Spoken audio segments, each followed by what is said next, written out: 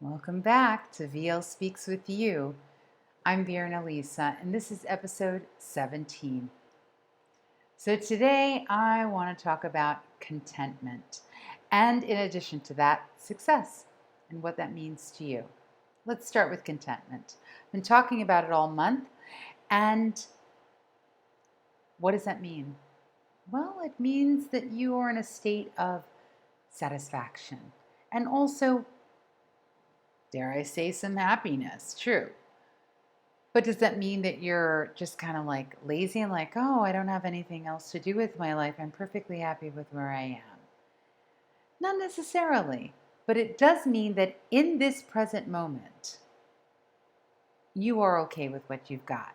You're happy and grateful for what you have right now. Because if you're not happy with what you have right now, you're not going to be happy with what's on the other side of the rainbow.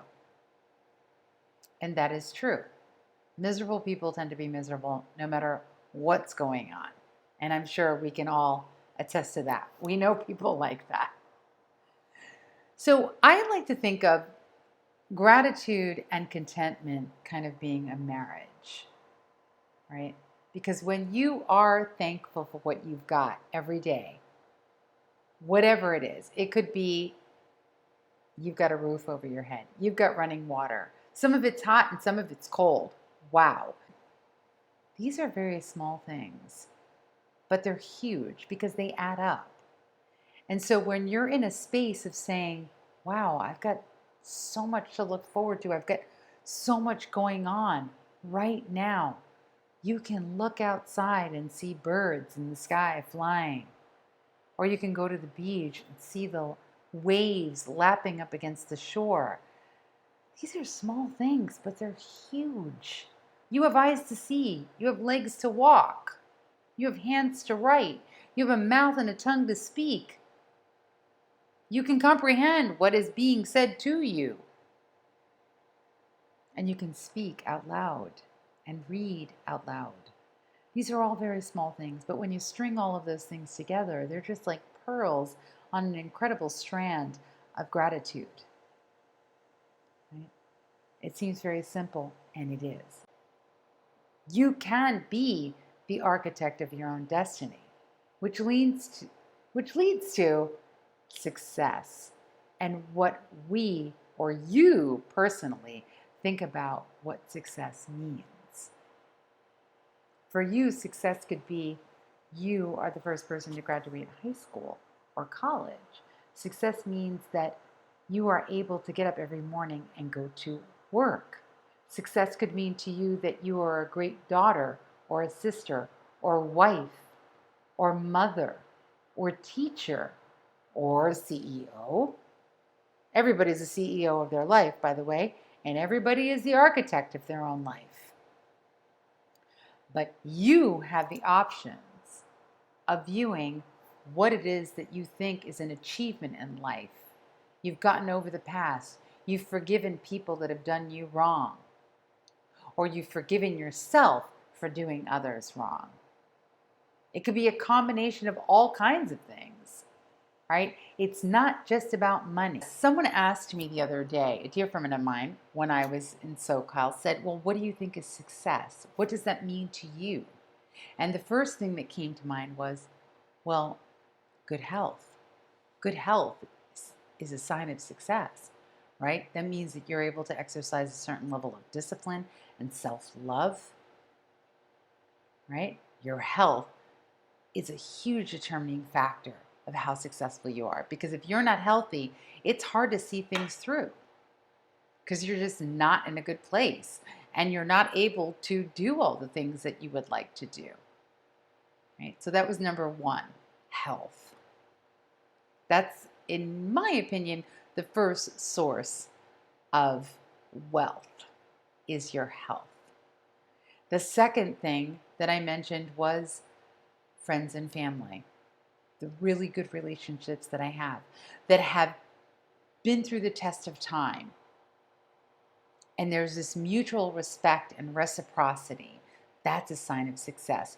Doing what you love, being able to use your God-given talents to sustain you financially and otherwise? Does it bring me joy? Is it a contribution to humanity?